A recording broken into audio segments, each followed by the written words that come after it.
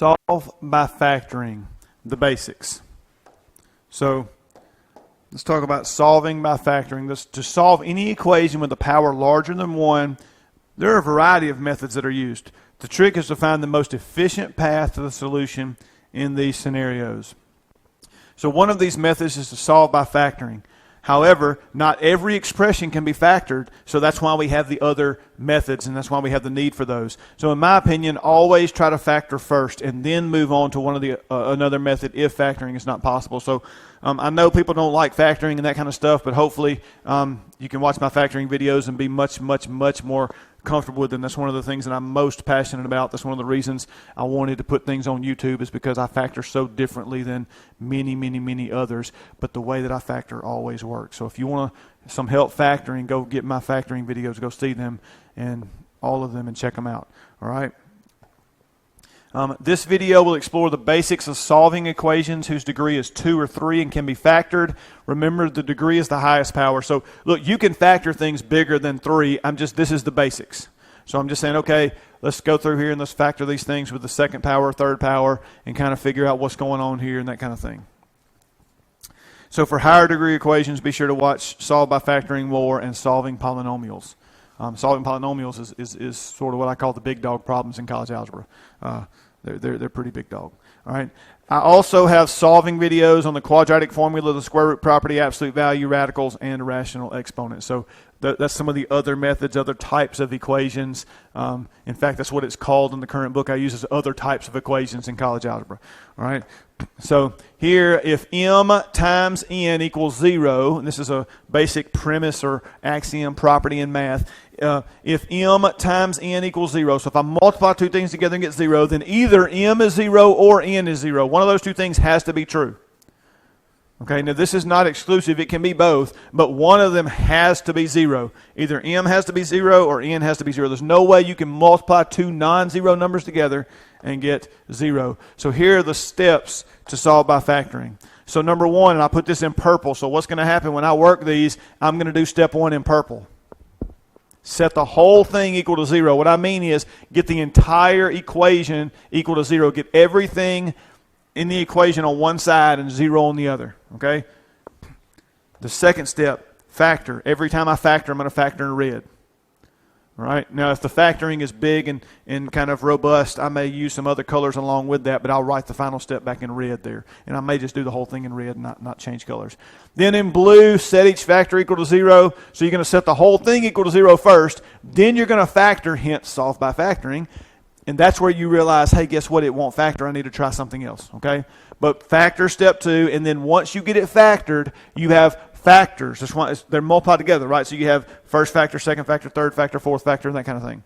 All right? So you're going to take each one of those factors and set equal to 0. And then finally, in green, I'm going to solve each one of those that I set equal to 0. So I'm going to use purple, red, blue, and green here for these 4 steps each time. And sometimes steps 1 and 2 may be done for us. Sometimes just step 1, and sometimes we have to work all 4 steps. Sometimes step 1 in purple might be half the board. Sometimes it may be 1 step. Sometimes the red, the factor, may be 1 step. It may be half the board. It may be 2 screens.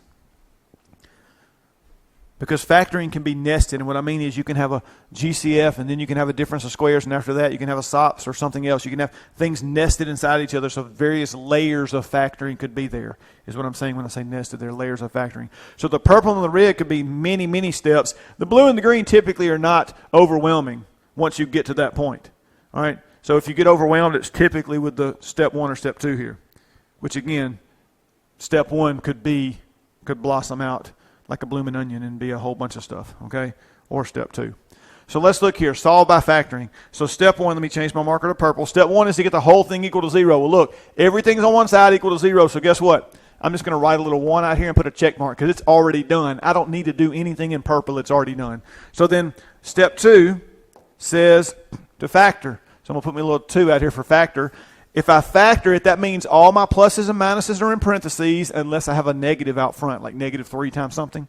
So all my pluses and minuses are in parentheses, and there's no GCF. Well, guess what?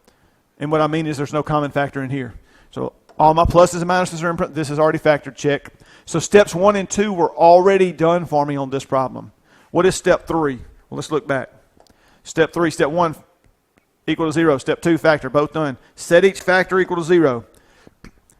Each factor, see, factors are multiplied together. That's why you can't have pluses or minuses outside parentheses. That gives you more than one term. It has to be one term to be factored. Okay? So step 3, well, let's come over here. Step 3 is to set each factor. This is a factor and this is a factor. Equal to 0. So x equals 0. And we just put or between all of them because remember, m is 0 or n is 0. X minus 5 equals 0. So x equals 0 or x minus 5 equals 0. Step 3, now done. Step 4 is to what? Solve each one of them. Well, how do you solve x equals 0? It's already solved. Right? It's already solved. You can't solve. It's already solved. You don't need to do any work there. How do I solve this one over here? I'm going to do what? Add 5 to both sides. That cancels x equals 5. So then x equals 0, 5. That's my, or 5, 0. Don't do this. Nope, that won't work. 50, and don't do this. That's not a comma, that's a decimal, right? So don't put 5.0. My comma here, quite frankly, this comma is hang on. This comma is a little too big, so I'm going to fix it because it was a little too big for my liking there. All right, so it looked like 0.15 or something. It was so big. So 0, 5. And so now, step 4, check. So let's go back and start over with my steps. Step 1 here on the next one. Get the whole thing equal to 0. Well, guess what? Here's everything on this side equal to 0. So that's already done for me. Step 2. Step 2 is to factor. What did I just say about factoring? If all my pluses and minuses are where? In parentheses, and there's no common factor left. And I should have said this. The power's not bigger than 1. If the power's bigger than 1, it may not factor, but you need to check it. So that was the thing I left out because there wasn't a power. There's not a power in either one of these, but I need to say that. Power's not bigger than 1. If it is bigger than 1, that doesn't guarantee it factors, but it means you need to check it to see if it goes any further. There's no GCF, and all my pluses and minuses are in parentheses, except if I had something like this. That's factored. That negative out front's okay. That doesn't separate it from another term, okay? So here, all my pluses and minuses are in parentheses, and what I mean is there's not something in between those two. If there was a plus or minus in between those two, it's not factored. All right? That's how I know, like when I group, then I'm not done because I have a parentheses and parentheses, but I got a plus or minus in between there after the first step. So here, this factoring is already completed or already done. So now in blue, step 3, I take what? Each factor, d plus 5 is a factor, equals 0. Or what's the next factor? 4d minus 7 equals 0. So that's why my factors are in parentheses. Each one gets set equal to 0. All right, and they're in parentheses because they're multiplied together, hence factored. All right, or factors. And then step 4 in the green. Step 4 in the green is to solve each one of these. So how do I solve d plus 5 equals 0? Subtract 5 from both sides. So d equals negative 5. And then over here, I'm going to add 7 to both sides, and I get 4d equals 7, and I divide both sides by 4, and I get d equals what? 7/4. So we get d equals negative 5, 7/4. D equals negative 5, 7/4, and now that thing is solved, right? You don't have to do the little color coding thing over here. I'm just trying to color code it and let you know these steps are there, and this is what each step looks like, and some steps are already done for us, sometimes they're very long, that kind of thing. So let's look at some more of these. Step 1 is to get the whole thing what? Equal to 0. Step 1 is already equal to 0, right? Equal to 0. So that's step 1 done. Step 2. All my pluses and minuses are in parentheses. There's no GCF, and there's no power bigger than 1. We got a power bigger than 1, and we got pluses that are not in parentheses. So this thing is not factored. This is 3. So when we have to factor, we have to identify what to do. It's like a cornerback on the football field, right? The quarterback, if maybe it's Peyton Manning when he was playing, right, and he's all yelling out Omaha and all this other stuff. Well, the cornerback's over there trying to figure out what's going to happen, and he's trying to diagnose the play because he's watched a lot of film, right? And if he thinks that Reggie Wayne is about to run a slant and he tries to cut him off, but Reggie Wayne runs a go route and runs down the field, he looks pretty silly, right? It's not because he's not a great athlete or he doesn't know what he's doing. It's because he diagnosed the play wrong. It's the same thing with math. Sometimes you look silly when you work a problem because you do the wrong thing. It's not because you can't do math. It's because you did the wrong thing.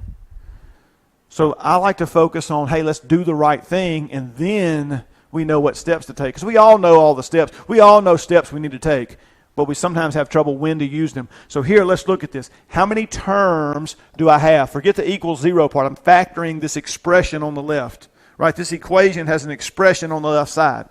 And I'm factoring that. It's 3 terms. There's no GCF, and there's a 1 in front of the x squared. So that is what I call list method. Okay? I was looking for a name for it, and I had a guy one semester. He always wanted to shorten everything, and so he called it the list method because we use lists of numbers. And I thought it worked, and it's just stuck. And so now I call it the list method. So it's my method that I created based on some very, very wonderful master teachers that I've seen over the years that poured into my life, but it's not exactly what they did. I kind of tweaked it a little bit, okay?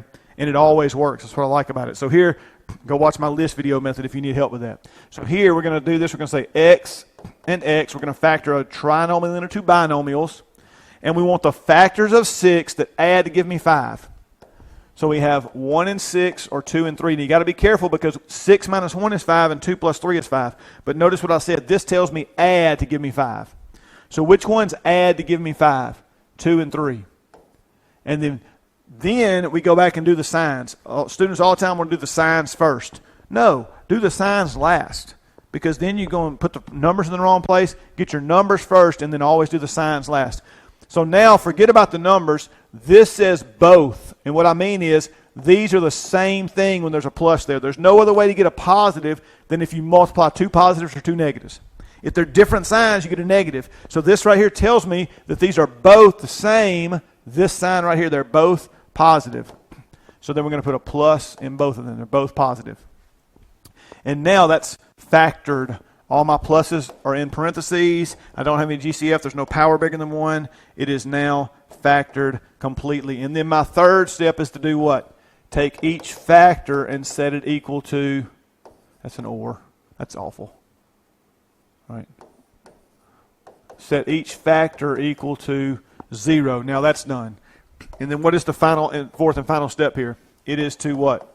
Solve each one of them. Subtract 2 from both sides here. X is negative 2. That one's solved. Now come over here and solve this one. They were both one step. See, steps 3 and 4, I mean, compared to everything else, they're super easy, okay? Compared to the other stuff, they're super easy. No, purple. So then,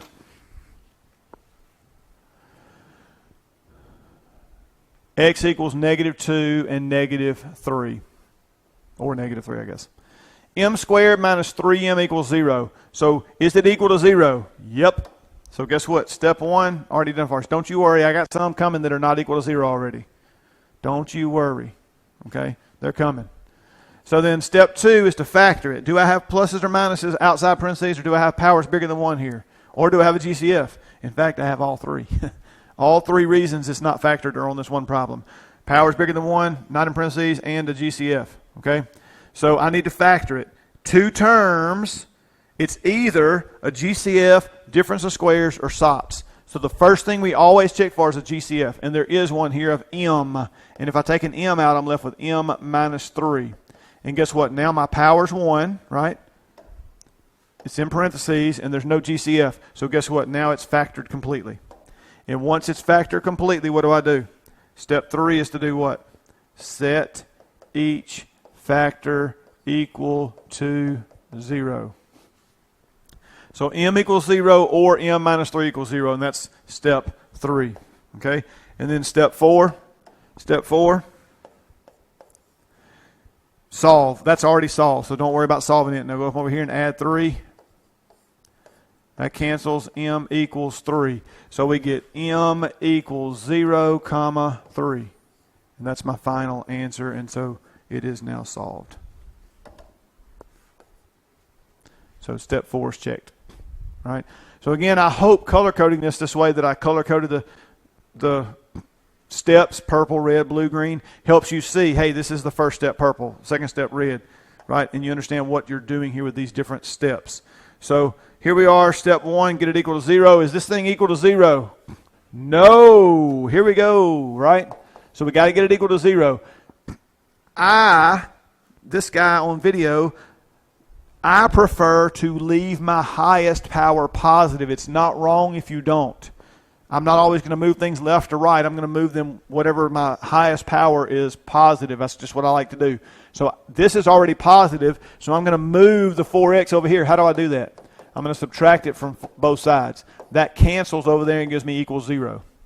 That's what I'm looking for, equals 0. What about the left-hand side? Are these two things like terms? I know I wrote one above the other, but are those like terms? No. X squared and x are not like terms. So that means I need to write it as what? 5x squared minus 4x.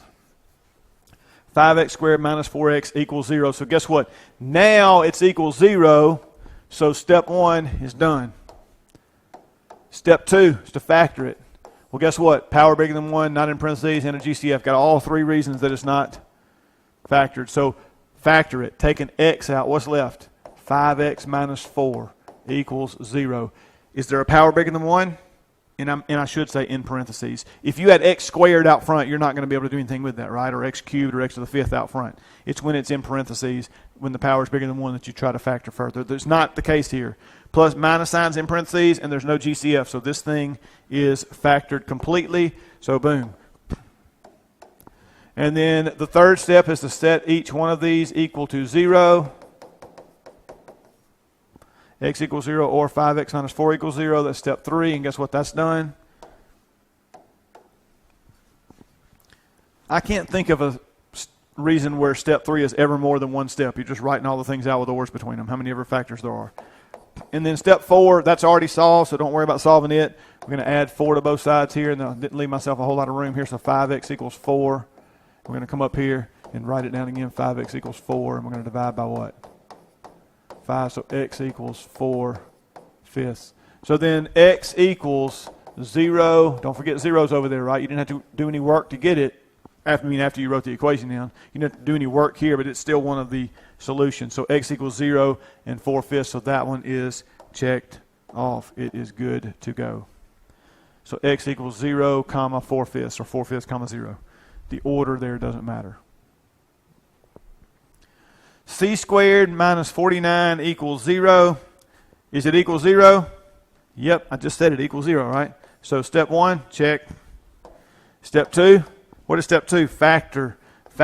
So here I have a power bigger than 1 and a minus sign not in parentheses, but I don't have a what here? I don't have a GCF.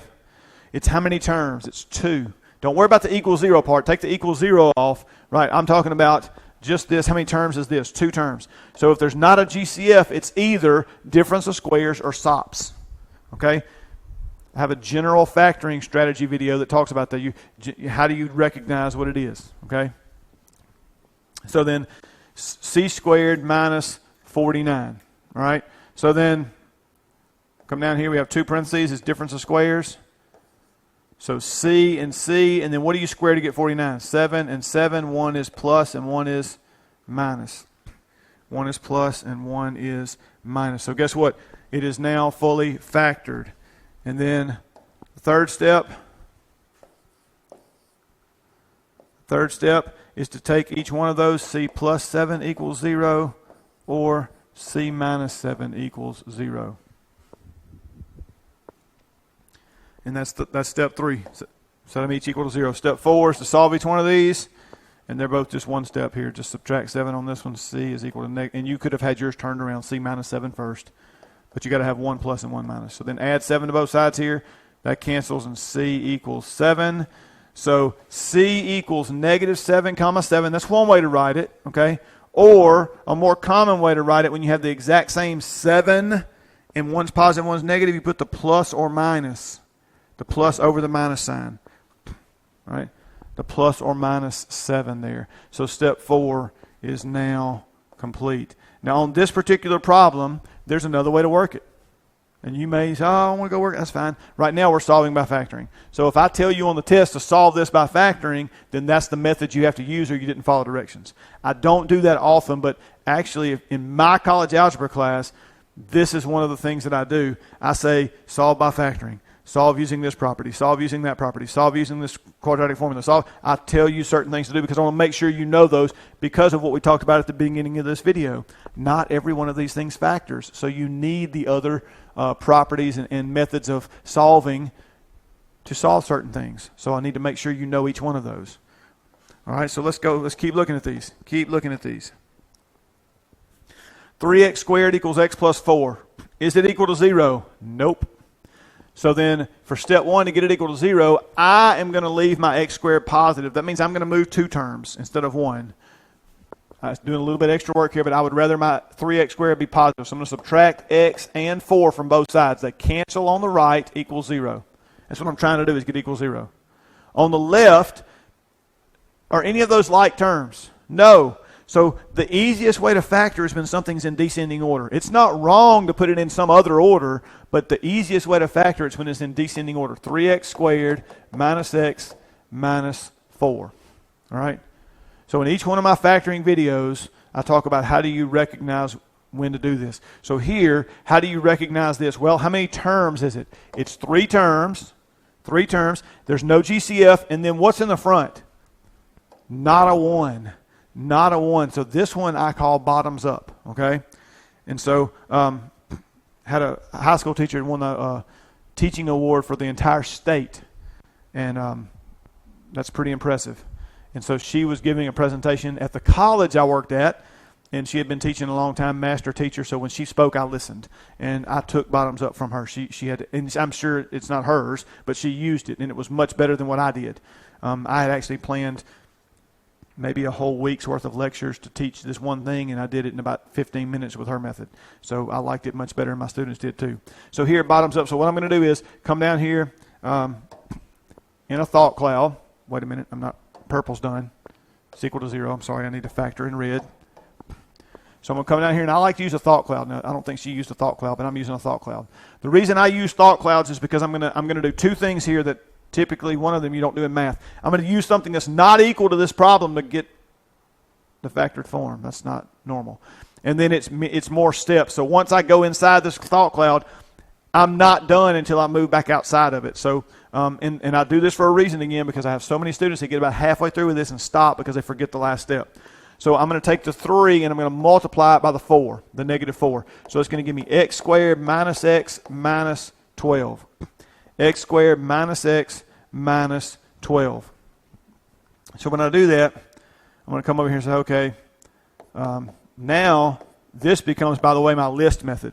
So I have a bottoms up video and a list method video. If this gives you trouble, go watch the bottoms up video. This is on that video and exactly where all of it comes from and how to find it. So here, this becomes list method because now that's a 1 in the front. So I want the factors of 12, so 1 and 12, 2 and 6, or what else? 3 and 4. I want the factors of 12 that subtract to give me, what is the number here? 1. I'm not worried about the negative, y'all. I'm going to come back to the sign, so don't be going negative 1.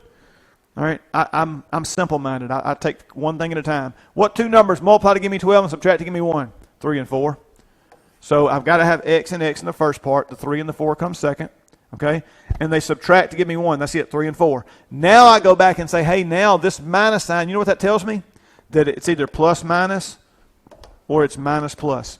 Can't be anything else. They have to be different signs with that minus there to get a negative 12. There's no way to get a negative 12 without the 3 and the 4 being different signs. So I read this as the bigger number gets this sign.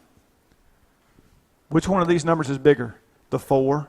So it gets that first sign. The bigger number in this case gets a negative. So 4 gets a negative, 3 gets a positive. If this were a plus, the 4 would have got a plus. Okay? But that's not what happened. The bigger number got a negative, bigger factor. 4 is the bigger factor than 3, so it got the negative, 3 got the positive because they're different. Okay? So now I have to go back, and this is where I usually would change colors, but I'm going to keep doing this in red. All right? I have to go back. What did I get? How did I get the 12? I multiply by 3, so I have to undo that by dividing by 3. Does 3 over 3 simplify? Yes, it becomes 1 over 1. I don't worry about this 1 down here because the 1 in the bottom of a fraction doesn't change. Right? So that parenthesis now, if I come out here, becomes x plus 1. This parenthesis becomes that. Over here, does this simplify? Nope. So guess what? Bottoms up. This is the 3 that goes in front of the x. So in my parentheses, 3x minus 4. Okay? I take that denominator and bring it up in front of the x there. Okay? That's the bottoms up part. Now that whole thing equals what? 0. If you wanted to check it, you could say x times 3x is what? 3x squared. Then you get x times that is minus 4x, and then you get that, which is plus 3x, and that's minus x, and guess what? That's that.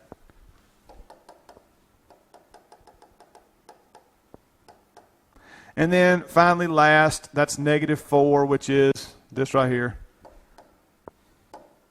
So guess what? It worked out. So then that thing is now completely factored. Completely factored. So you can see the purple was a little bit of work, but the red was a ton of work right there, right? The factoring. So now let's go to the blue. Set each one of these factors equal to 0. This is the one-stepper, right? So here we're going to say x plus 1 equals 0, or 3x minus 4 equals 0. Let me fix that 0. I don't like it. So that's step 3 done. Step 4. Step 4. Set each one of these equal to 0. Solve each one of them. Sorry, set them equal to 0 with step 3. So solve them. That one's negative 1, and then over here add 4. 3x equals 4. Divide by 3. X equals 4/3. So then x equals negative 1 and 4/3.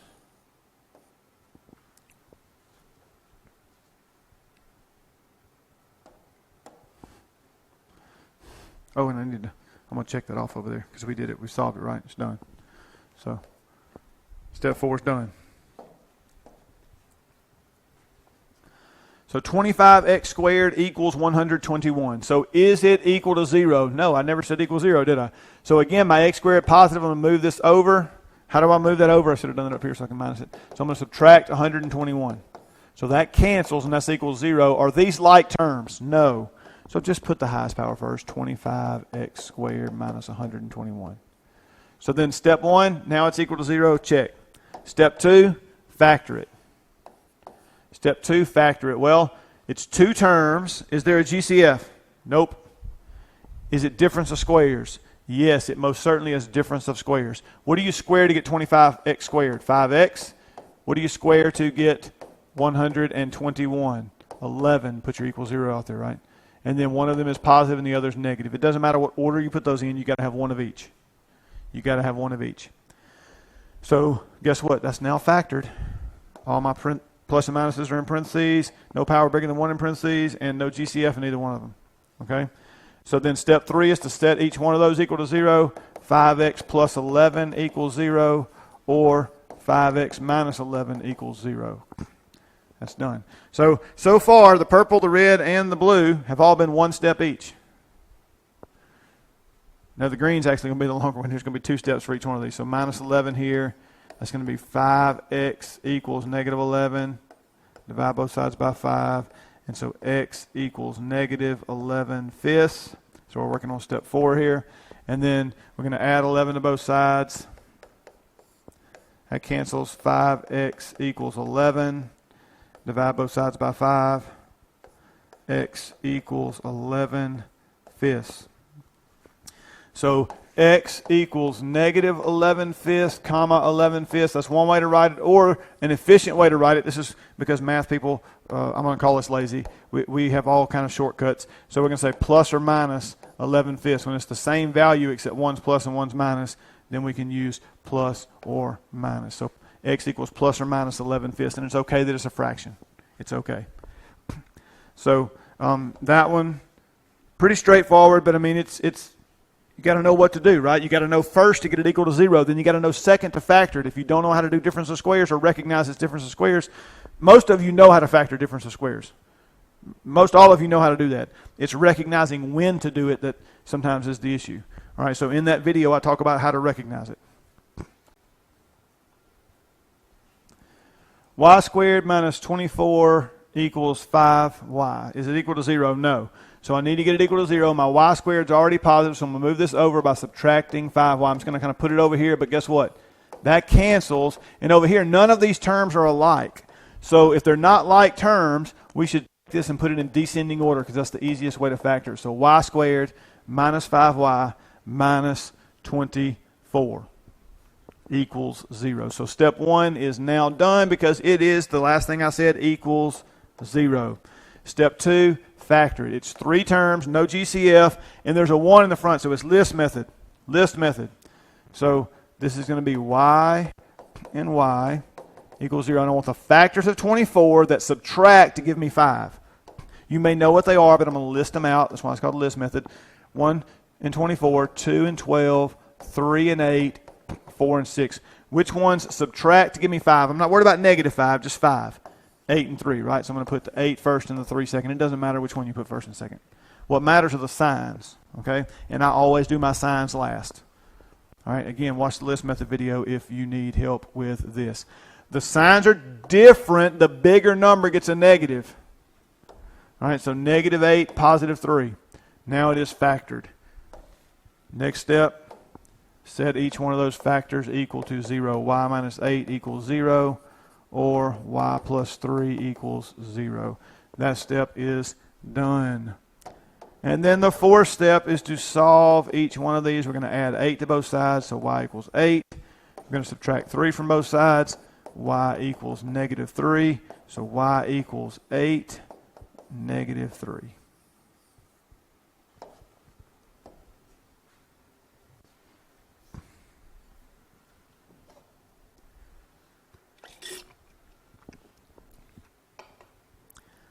X times x minus 2 equals 35. It's not equal to 0. So wait a minute. I even have something factored already. But if it's factored and equal to a number not 0, then it does no good to be factored. So I'm going to say this word, unfactor. You need to unfactor it. I just mean you need to get whatever you need to get done. Right? Simplify it, basically, to make it equal to 0. So here, without it being factored. There's something on my screen there. All right. So then x times x minus equals 35. So I'm going to distribute x squared minus 2x equals 35. But I don't want the 35. I want my x squared on the left-hand side. So I'm going to move this over. Subtract 35 from both sides. That cancels. And again, none of these terms are alike. So what does descending order look like? Well, it looks like x squared minus 2x minus 35. And now finally I got it equal to 0. So I had to distribute the x. Then I had to move the 35 over, and finally I get it equal to 0. So the second step is to factor it 3 terms, no GCF, and there's a 1 in the front, so this is list method again. X and x. So 1 and 35, 2, 3, 4, 5, and 7. There are no other factors of 35. Do any of those subtract to give me 2? And I know it's negative. I'm going to come back to that in a minute. So 5 and 7. So put the 5 and the 7. It doesn't matter. Last time I put the bigger number first. Doesn't matter. What matters are the signs. Now, the bigger number, which is 7, gets this sign, negative. That's why I didn't worry about my negative 2. They're different signs. The negative 2 tells me the 7 is negative and the 5 is different, so it's positive. So it's now factored. And then the third step here is to set each factor equal to 0. And that is now, wait a minute, that's done. And then the last step is to do what? Solve each one of these. I don't know why I wrote X there. So subtract 5. So X equals negative 5. And here add 7. Hang on. That's 7. It looks like a 2 sometimes when it does that. So you pick the pen up and sometimes it still keeps moving there. So it's solved now. So x equals negative 5, comma 7.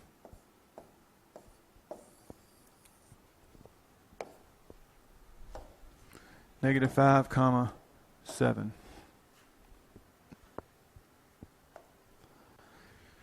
And then p plus 3 times 3p plus 5 equals 7.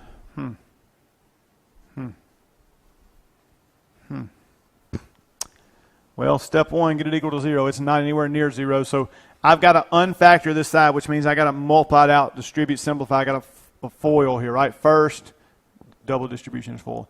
Outer, inner, and last. So p times 3p is 3p squared plus 5p plus 9p plus 15. and that equals 7. I'm just going to bring down my equals 7 since there's one thing on the other side. Combine these, that's going to be 3p squared plus 14p plus 15 equals 7.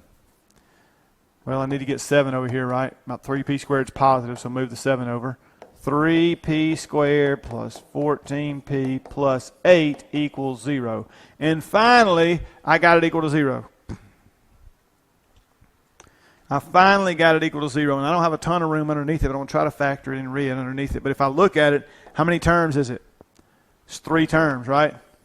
3 terms with not a 1 in the front, so that's bottoms up. That means I got my little thought cloud here. My daughter calls them thought bubbles, okay? So then, this is my thought cloud. So we have p squared plus 14p. And why do I do that? Because I'm taking the 3 times the 8. Moving the 3 off the p squared plus 24.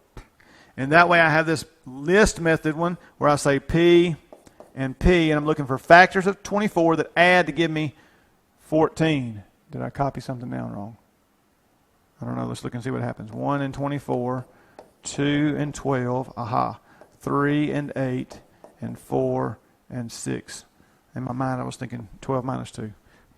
So when I add them together to get 14, right, I want the factors of 24 that add to give me 14. That's going to be 2 and 12. So I'm going to put the bigger number first. It doesn't matter. 12 and 2. The signs are both positive.